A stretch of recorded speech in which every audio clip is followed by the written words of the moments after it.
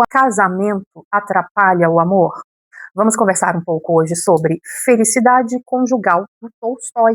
Esta obra aqui, que segundo especialistas seria assim uma espécie de maquete, uma espécie de gênese daquilo que seria a sua talvez maior obra-prima, que é o livro Ana Karenina. Então, alguns especialistas dizem que isso aqui é uma espécie de uma miniatura de Ana Karenina, porque isso aqui é uma novela, na verdade, né? Não chega a ser um romance, mas também não é um conto, né? É uma novelinha aqui do Tolstói. Vamos refletir um pouco sobre os conteúdos que nós temos aqui, sobre os temas que atravessam essa questão da felicidade conjugal na visão de Tolstói e de sua narradora, Masha. Então nós temos aqui uma narradora feminina, e aí eu já preciso, né, fazer aqui uma ode, né, um louvor ao Tolstói por ter criado essa narradora. Por quê? Porque essa narradora do Tolstói, ela é de fato muito bem elaborada, né? Tolstói, aqui nos idos, né, de 1850, acho que 1859 que essa obra foi publicada, lá nesse período, né, do finalzinho do século XIX, uma narradora feminina tão bem elaborada, né? Então a Masha, ela é uma jovem órfã, mas veja bem, ela é órfã, mas pertence à burguesia, né? De uma família assim meio que aristocrata, tá? Então ela é essa jovem órfã que ela passa a viver só com a criadagem, e aí ela tem um tutor, né? Esse tutor é o Sergei Mikhailitch. Ele era um melhor amigo do pai dela, e após a morte, né, dos seus pais, ele então vai coordenar, vai organizar as finanças da família, né? Ele é consideravelmente mais velho que a Masha aqui na história, né, em que a Masha vai contar pra gente seu envolvimento amoroso, o seu casamento, né, com o Sergei Mikhailitch. Quando eles se casam, a Masha tem 17 anos e o Sergei tem 36. Então há aqui uma diferença considerável de idade entre os dois, né? No começo, quando o Sergei vai visitando a família, né, da Masha, vai visitando a casa da Masha, né, ela e a irmã, então vivem ela, a irmã e as criadas, né? Então nesse começo, quando Sergei vai visitando, né, essa casa das meninas para deixá-las a par, né, das finanças e tudo mais, a Masha se lembra de uma coisa de uma vontade que teria sido manifesta pelo seu pai e depois pela sua mãe também, de que ela se casasse um dia com Sergei. Os dois acabam lembrando dessa manifestação dos pais da Masha, né? E aí, então, ela começa a pensar, a considerar essa possibilidade. Então, aquele homem que a princípio era um tutor, um grande amigo, uma espécie de um segundo pai, passa a ser visto com outros olhos pela Masha. No começo, essa relação, principalmente por parte da Masha, quando ela começa a considerar essa hipótese do casamento, então nesse começo é assim, há um grande encantamento. Então no começo a relação dos dois, quando começa a virar um affair, né, é por encantamento. A Masha vê no Sergei Mikhailitch uma espécie de um mestre, de um guia, alguém que vai ensinando, alguém que a corrige, e uma pessoa aí por quem ela sente uma admiração. Só que a admiração da Masha passa a ser uma admiração quase cega. A Masha começa a se comportar de uma maneira muito servil diante de Sergei Mikhailitch, começa a ficar muito dependente das aprovações dele, do olhar dele. Tamanha é a admiração, tamanha passa a ser a adoração dela por este homem, né? Então Tolstói coloca essa narradora, a Masha, no auge de uma paixão idealizada, né? E quando ele faz isso, ele já permite a gente a entrever um certo movimento da Masha de anulação de si mesma. Eu vou ler aqui para vocês um trechinho que explora bem essa perspectiva da Masha, né, de se colocar assim sempre na necessidade, na dependência da aprovação deste homem. Veja bem, tem um trecho aqui que diz assim: agradava-me o fato de que ele se dirigisse a mim com tamanha simplicidade, de modo amistoso e autoritário. Levantei-me e aproximei-me dele. Toque isto, disse, abrindo um caderno de música com o adágio da sonata Quasi una fantasia de Beethoven. Vejamos como toca, acrescentou, e afastou-se com o seu copo para um canto da sala. Não sei porquê, senti ser impossível para mim, na sua companhia, recusar e fazer circunlóquios no sentido de que eu tocava mal.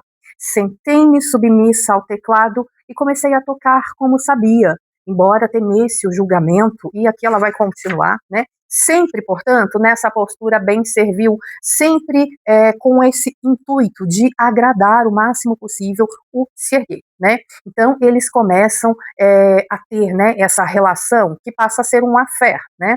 E aí a Masha, que até então estava extremamente entediada, né, porque ela está solitária, só na companhia da irmã e das criadas ela sente uma espécie de desgosto existencial. Então todo esse tédio, toda essa melancolia que Masha sentia até então, vai começar a desaparecer a partir do momento que ela se entrega totalmente a esse olhar e a essas palavras, né, de aprovação ou desaprovação do Sergei. Então esse é um gesto típico da despersonalização amorosa, né? O Tolstói já está dando algumas pistas aqui pra gente com esse comportamento da Masha, em que ela meio que começa a deixar a sua identidade ir se diluindo, né? Então, a Masha vai dizer assim de uma forma quase encantada que ela está vivenciando uma personagem, uma persona que seja dela, mas que seja dele. Ela sente como se ela não fosse mais ela, né? Como se ela estivesse extremamente conectada a ele, né? E aí todos os gestos, né, da Masha passam a existir sempre em função da aprovação e da desaprovação de Sergei, né? Analisando todo esse comportamento da Masha no plano da própria personagem, né? A gente tem o quê? A Masha, uma jovem, muito jovem, né? Inexperiente, ela vive a sua primeira paixão, né? Então ela está vivendo aí, na pessoa do Sergei, a sua primeira paixão intensa. Então Tolstói, ele constrói na Masha essa entrega desmedida, essa entrega quase servil, eu diria que servil mesmo, né? Como se isso fosse uma descoberta avassaladora, né? E aí, nesse comecinho, então, que ela está descobrindo essa paixão e está se colocando assim, né, nessa perspectiva bem servil diante do Sergei, é muito comum, eu senti isso e eu acredito que seja comum entre muitos leitores, né, que esses leitores se sintam ou sintam uma espécie de um desconforto com relação a isso, né? Porque a Masha ela parece gostar bastante quando o Sergei a trata com certa frieza, quando ele dá lições a ela, quando ele a coloca em posição inferior, ela parece gostar disso, né? Então, existe aí uma idealização do mestre, né? Ela se projeta como uma aprendiz submissa e dependente, e isso causa um pouco de desconforto, a gente tem isso, então, em toda a primeira parte do livro, porque o livro ele é dividido em duas partes. Na primeira parte, então, a gente tem esse processo de encantamento da Masha que acaba gerando em nós, leitores, esse desconforto, porque a gente vai percebendo isso, a gente vai pegando essas pistas que o Tolstói está nos dando, né? Agora, no plano do autor e no plano da crítica, como é que a gente pode enxergar, como é que a gente pode analisar isso que está acontecendo, né? Veja, o Tolstói, ele está insinuando que essa forma de amor fundada nessa desigualdade, nessa relação de dependência, não se sustenta. É isso que ele quer insinuar ao final das contas, né? Ele mesmo refletia, né, o Tolstói, ele mesmo refletia muito, né, sobre como o amor romântico pode chegar a desenvolver pode chegar a desenvolver uma espécie de uma dissolução da identidade. E aí esse leitor mais atento, né, ele acaba percebendo então qual é o germe desse conflito, né? Ou seja, o encantamento inicial mais avassalador, ele tem algo de perigoso, né? Ele começa a minar essa autonomia da Masha. Então, o que a gente pode pensar desse sublime da paixão que está acontecendo aqui na primeira parte, né?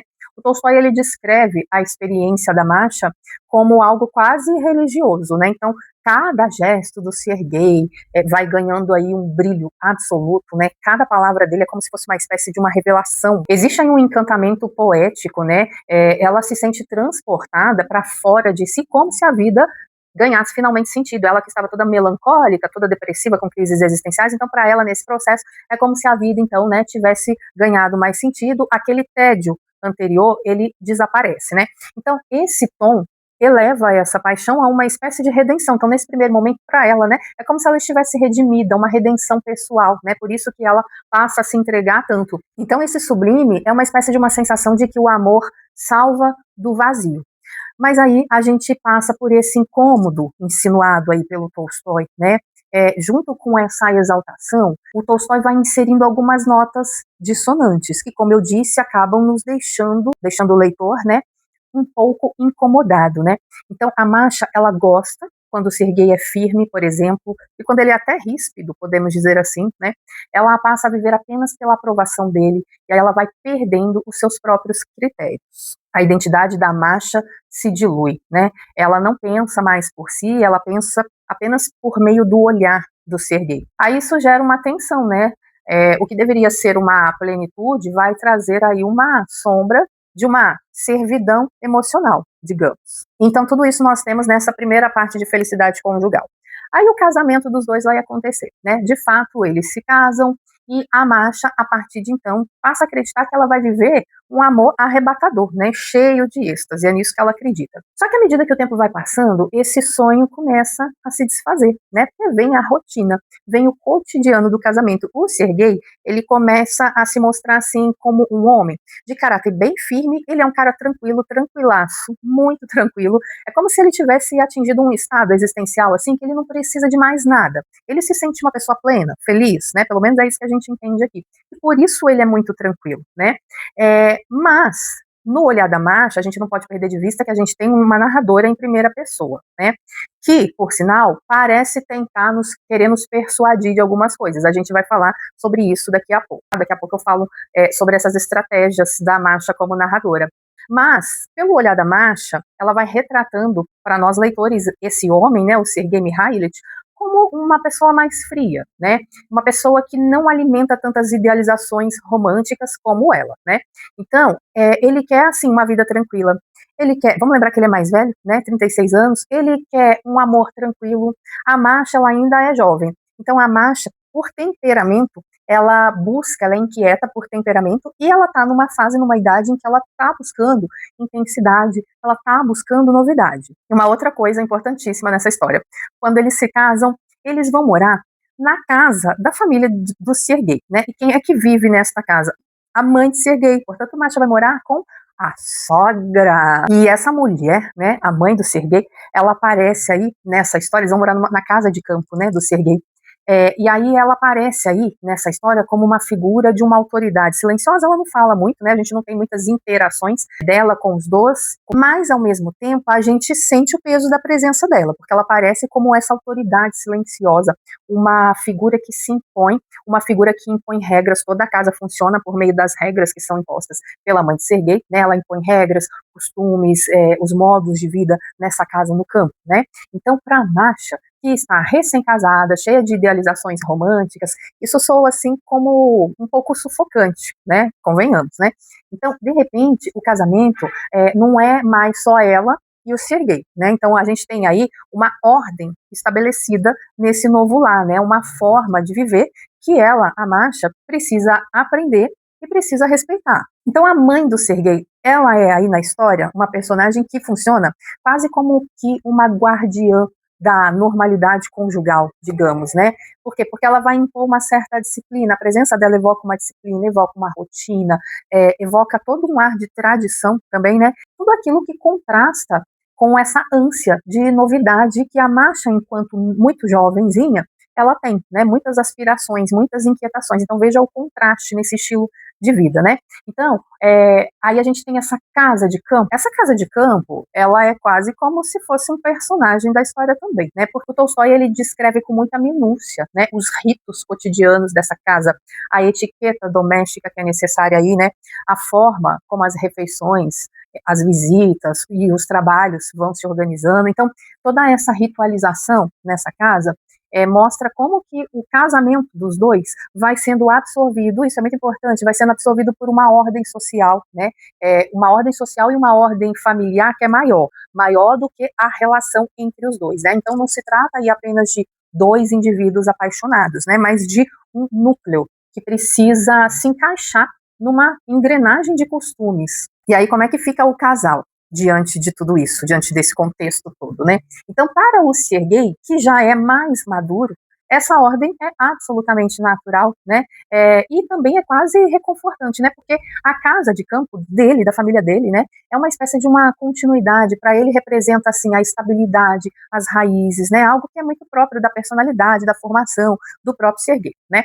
Para a Masha, o que isso significa? É quase um choque. Por quê? Porque ela esperava esse arrebatamento, né, que ela estava sentindo durante o período de noivado, do flerte, né? Então ela espera esse arrebatamento amoroso, mas ela encontra uma vida totalmente marcada pela tradição, pelos olhares de aprovação ou desaprovação da sogra, pelas regras, e são coisas assim que ela não escolheu, né? Então é aqui que a diferença de idade se acentua, né? Porque o Sergei está adaptado a essa ordem está mais tranquilo porque já viveu muitas coisas, é mais maduro, não tem essas inquietações, porque já experimentou muitas coisas que Masha ainda não experimentou, né? E a Masha se sente uma espécie de uma estrangeira nesse ambiente, nesse núcleo familiar, nessa casa de campo, né? Isso, inclusive, é o que levou muitos especialistas, muitos críticos, há um tempo atrás, a dizerem que o Tolstói, com essa novela, queria mostrar, assim, os problemas que advêm da diferença de idade nos relacionamentos amorosos, né? Mas pode até ser, né? Mas veja bem, é bem mais que isso. Nós vamos aprofundar aqui. Não é só isso, né? Não é só isso que o Tolstói quer dizer. Na verdade, esse provavelmente não seria o foco do Tolstói aqui, tá? Embora a gente possa até fazer, né, uma leitura assim, algumas pessoas possam ler assim, mas esse não é o foco do Tolstói, não, tá? Em termos literários, o Tolstói, ele usa essa cena como um símbolo da transformação do amor em instituição, algo muito comum nessas relações aristocráticas, burguesas, né? Então, esse arrebatamento inicial da paixão do casal, né, acaba cedendo espaço a uma vida mais regulada, mais tradicional, onde a paixão precisa conviver com a hierarquia, com as convenções e até mesmo com a sombra da geração anterior, representada aí, né, pelos costumes da mãe de ser gay, dessa criadagem que já vive ali há um tempo na casa, né? Então, se no início a Masha sonhava com um amor feito de olhares, arrebatamentos, ela de repente descobre que o casamento também é uma instituição. Veja, a Masha está fazendo algumas descobertas, né, que ela, das quais ela ainda não tinha conhecimento suficiente. Então ela vai descobrindo que o casamento também é uma instituição, né, que o casamento começa a vir com tradições, com hierarquias, vem com uma rotina que ela não escolheu, né. O ser gay maduro se sente à vontade nesse espaço, porque ele representa a estabilidade, né? Agora, para Masha, ao contrário disso, toda essa ordem, toda essa ambientação é um tanto quanto sufocante, né? Como se o amor tivesse sido sequestrado por uma cerimônia que não acaba. Então, para mim, assim, a genialidade do Tolstói, na verdade, o foco dele, né, para mim, talvez seja mostrar que o casamento não é feito apenas de duas pessoas, né? Para mim é isso muito que ele quer mostrar. É porque a casa de campo simboliza justamente isso, né? Esse peso da tradição que molda, ou até mesmo de uma tradição que limita aquilo que o casal pode ou não viver. A Masha, no meio de tudo isso, né, ela começa a oscilar, ela vai ter muitas fases. Vamos lembrar que ela está num processo de formação, né? Ela se casa com 17 anos, então a Masha está ainda se formando, ela não tem a maturidade que o Serguei tem, né?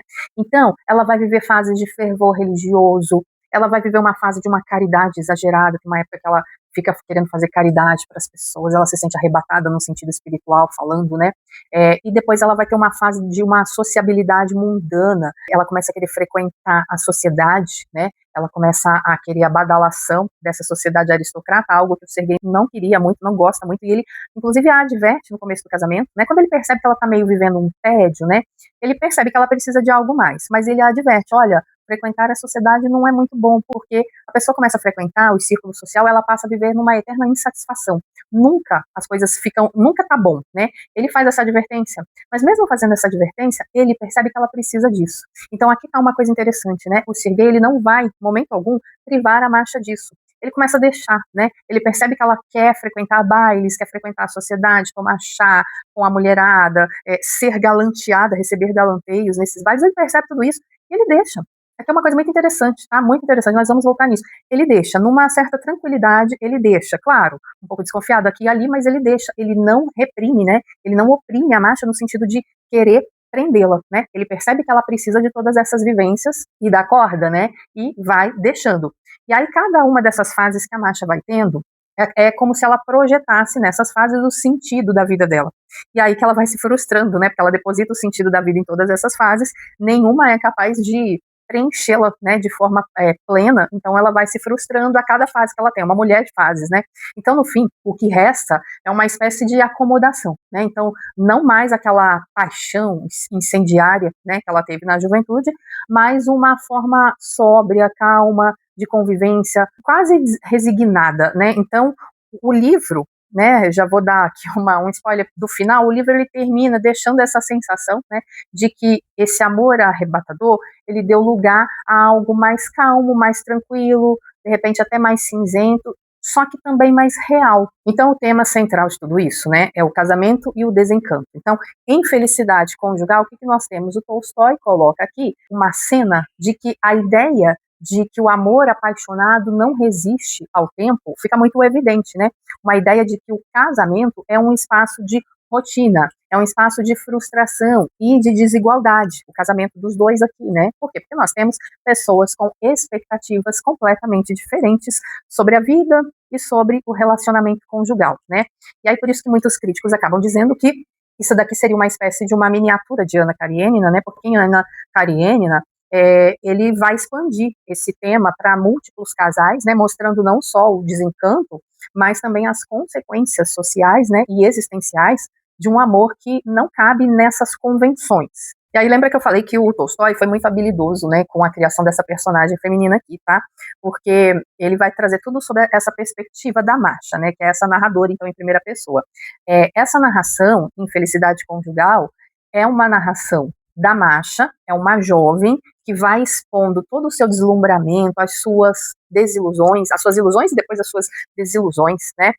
Em Ana Karenina, o Tolstói ele aprofunda mais essa interioridade, né, feminina, porque a Ana também se vê dividida, né, entre a paixão e a convenção social, entre a maternidade e a busca por sentido. A Masha também vai passar por isso aqui, porque no casamento dela com Sergei, eles vão ter 2 filhos, né, e a Masha, no primeiro momento, vive aquele encantamento da maternidade, né, quer se dedicar inteiramente, passa a encontrar um sentido naquilo, mas é um sentido que rapidamente se esvai também, né, rapidinho ela fica entediada até com a maternidade, né, então é como se a Masha fosse uma primeira tentativa, ainda contida, né, do que depois seria aí essa complexidade psicológica da Ana Karenina. A gente pode observar, então, que o Tolstói traz aqui uma crítica à idealização romântica, isso é inegável, né, porque a Masha, ela vai descobrir que o amor não é um eterno estado de êxtase. Falando um pouco dessa oscilação, né, da personagem, da narradora, que é a Masha, essa oscilação ela vai viver um êxtase religioso, né, lembra que eu falei, ela tem fases, então esse êxtase religioso, espiritual, que ela vive, é como se fosse uma antecipação daquilo que vai vir no casamento, ou seja, primeiro ela tem uma entrega arrebatada, né? Depois ela sofre uma queda por conta desse desencanto. Ou seja, a espiritualidade exaltada da Masha anuncia a forma como ela vai viver o amor, ou seja, de entrega total, de uma forma intensa, porém de uma forma instável. A Masha é uma personagem instável, tá?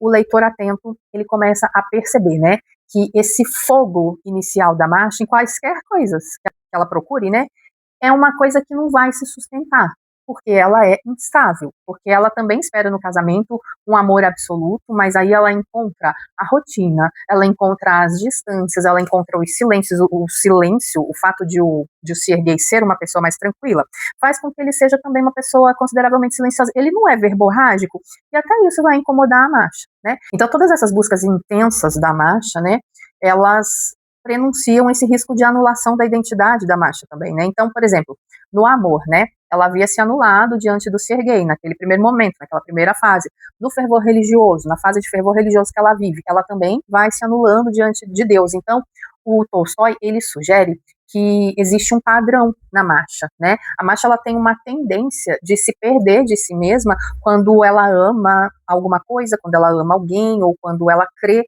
em alguma coisa, quando ela tem convicções de alguma coisa, ela simplesmente permite que a sua identidade seja diluída, né? Então, isso prepara, né, o leitor para o conflito maior da novela aqui, né, que é o quê? Encontrar uma vida conjugal que não seja só uma dissolução da identidade. Esses fervores que a Masha tem nas suas fases, né, são fervores sinceros, né? Eles vêm assim de explosões emocionais, eles vêm de uma alma em formação, né? A Masha é uma alma em formação. Então, narrativamente, a gente tem nessas explosões todas uma antecipação de uma virada, porque mais tarde, né, quando ela enfim se decepcionar, tiver vivido todas as decepções possíveis e impossíveis, ela vai perceber na maturidade, né, que ela não pode viver de arroubos, né, que ela precisa aceitar a convivência mais discreta, uma convivência mais realista. Então, em resumo, minha gente, o fervor religioso da Masha é um espelho antecipado do destino desse amor conjugal também, né? Então, é como se o Tolstói colocasse uma maquete, né, uma miniatura. Primeiro, ela se encanta, se eleva, se entrega e se entrega demais, né? Depois ela desmorona, né? O mesmo ciclo vai se repetindo em escala maior na vida de casada. Então essa narrativa feminina aí que o Tolstói constrói, vou falar um pouquinho dela, né? Então ele escreve essa narrativa em primeira pessoa, então é como se fosse uma confissão íntima, né? Toda obra tem esse tom de confissão íntima. O tom também é de fluxo emocional, a narrativa ela vai se construindo numa oscilação, né? A gente tem aqui, a gente vai percebendo as contradições, as incoerências da marcha, né? Exatamente como nós sentimos, exatamente como nós pensamos. Então a gente tem esse fluxo emocional, né? Isso acaba dando a essa narradora, que é a marcha, uma verossimilhança psicológica, né? Que era algo raro, como eu disse a vocês, algo raro ainda, né, no século XIX, e o Tolstói já começa a construir isso, né, algo muito parecido com aquilo que a gente futuramente vai chamar de realismo psicológico em Machado de Assis, né. Então, isso dá à marcha essa verossimilhança, né, psicológica. Então, o Tolstói também vai adotar aqui um recurso para o narrador, que é o recurso do narrador não confiável, também parecido com o Machado, né, nesse sentido. Então, esse narrador não confiável no sentido clássico, a gente tem aí a marcha que exagera, que se contradiz, que oscila entre a exaltação e o abatimento, né? Então, o Tolstói, ele cria uma subjetividade rica, e veja, ele faz isso numa novela, né? Essa edição que está na minha mão, ela tem 119 páginas, né? 119 míseras páginas, e nessa pouca extensão, o Tolstói já faz isso, né? Criando uma subjetividade muito rica dessa narradora, o que vai prenunciar essas técnicas modernas do romance psicológico, como eu já falei, né? A gente tem aqui uma alternância entre o lirismo e o prosaico, então as descrições da natureza, descrições dos sentimentos, eles têm uma carga de lirismo forte, né? Então quando a gente tem descrições do pôr do sol, a gente tem descrições do jardim, né? Tem bastante descrição que são muito líricas sobre o jardim, sobre as noites estreladas em que Masha vai passear com seu amado, né? Então tudo isso vai aparecendo aí como um grande símbolo de paixão, só que daí o Tolstói ele quebra um pouco esse lirismo com as cenas cotidianas, né, com as pequenas irritações da Masha, com os momentos de tédio dela, com os momentos de silêncio entre o casal. Então a gente tem essa oscilação, né, entre o lirismo e a realidade. Então esse choque de registros, né, entre o sublime e o banal, é justamente o que ajuda a dar uma profundidade estética aqui na obra, né, porque a vida vai sendo retratada aqui não só como um enlevo, né, a vida aqui tem uma mistura de grandeza e trivialidade, ou seja, realismo puro, né? Tem esse uso do presságio narrativo, né? Então cada fase, né, a fase do amor, a fase do fervor religioso, a fase do casamento, né, tudo isso contém dentro de si sinais discretos da queda futura, né? Ou seja, dessa frustração, dessa frustração da idealização. Então, o encantamento da marcha já carrega submissão, o fervor espiritual já carrega instabilidade e o casamento já carrega distâncias sutis. Então, a gente tem prenúncios, né, desde o início da narrativa. O Tolstói, ele não precisa anunciar nada. Aqui tá a beleza, aqui tá, né, a marca do autor bom, né?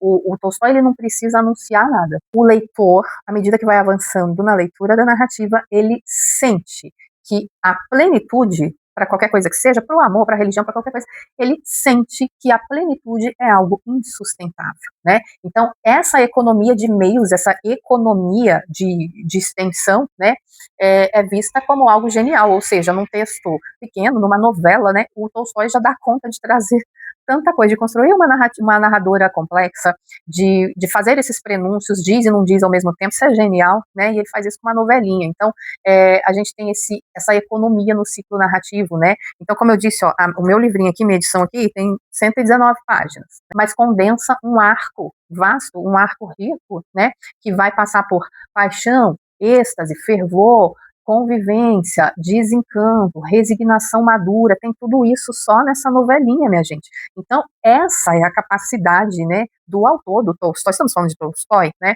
de ele criar um ciclo de vida inteirinho em uma miniatura, né? Então, é uma das razões, né, do prestígio, da genialidade desse autor, né? Nesse livro, Felicidade Conjugal, muitos críticos enxergam aquela espécie de maquete, como eu disse a vocês, né, uma espécie de uma maquete da Ana Karenina, né, uma pequena escala, em pequena escala, de Ana Karenina, tudo já está aqui, digamos, né? Então, falando um pouco dessas doses realistas que o Tolstói vai trazendo, né? Então, o Tolstói, ele não doura a pílula, né? Ele não mostra um amor eterno, perfeito, mas ele vai mostrar pra gente um amor que nasce do arrebatamento e que termina em algo mais modesto, algo mais humano, né? O valor estético desta novelinha do Tolstói, novelinha, né? Não estou querendo dizer em termos pejorativos, tá? Então, o valor estético aqui está em desafiar o romantismo da época, né? Então, em vez da idealização, ele entrega o quê? Transformação, desencanto, ambivalência. Então, isso é um realismo psicológico, né? Mostrar que amar também é perder ilusões, porque amar é isso, na verdade, né? Isso é o que torna esse livrinho, né, uma espécie de um marco literário também. E aí, como eu disse, né, a Marcha, ela tenta manipular a gente, também é uma riqueza isso que ele constrói aqui, algo muito machadiano, né, que a Marcha, ela tenta nos manipular. A gente tem aqui cenas, né, em que a Marcha, depois de ter aproveitado a badalação da sociedade aristocrática, ser galanteada, receber cantadas de homens, de duques, de príncipes e tal, né, porque o Serguei deu corda, deixou, né, o Serguei não oprimiu.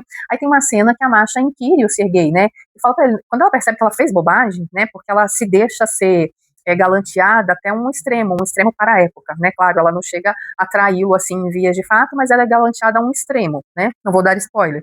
Mas aí, quando isso acontece, ela chega a inquirir o Serguei, né, ela chega a dizer para ele, olha, que você sabia, né, que essa badalação, esse ciclo, essa convivência toda, acabaria nisso, e você percebeu que eu estava sendo enveredada por isso, né?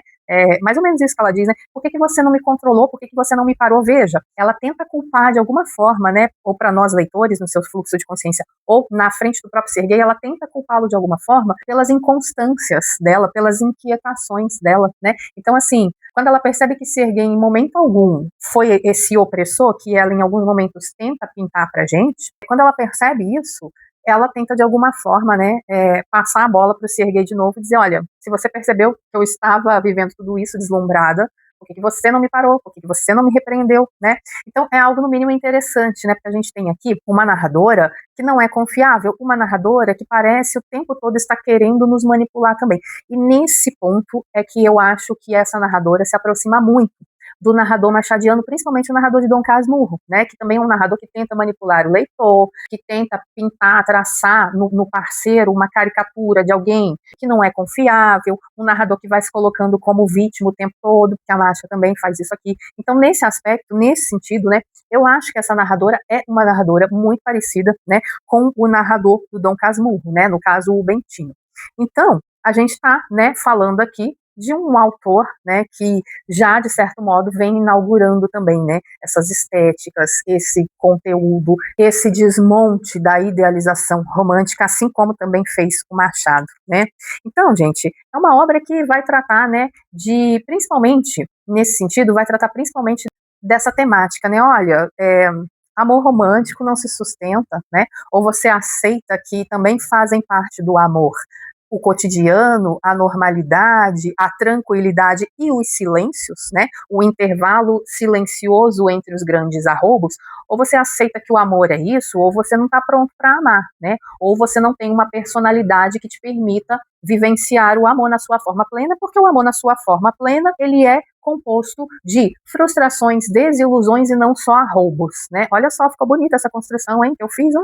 Vou falar de amor mais vezes aqui, né? Vou falar mais vezes sobre felicidade amorosa e felicidade conjugal, né? Muito bem, espero que vocês tenham gostado dessa minha pequena reflexão sobre esta novelinha do Tolstói. Volto em breve para a gente falar mais, sempre sobre livros. Obrigada a você que ficou até aqui, te vejo numa próxima então. Tchau.